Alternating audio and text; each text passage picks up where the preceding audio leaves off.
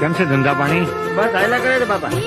જુઓ બજરંગદા, પોતાની જાતને બહુ મહાત્મા સમજે છે અને ચામડા માથે રોટલા ખાય છે. હા વાલા, અરે આ રોટલો ચામડામાં હોય કે હોનાની થાળીમાં હોય, શું ફેર પડે છે? રોટલો તો રોટલો જ કહેવાય.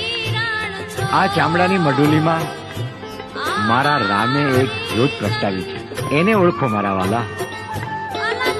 ચામડાની મઢુલીને નહીં, તમે જ્યોતને ઓળખો, મારા વાલાને ઓળખો.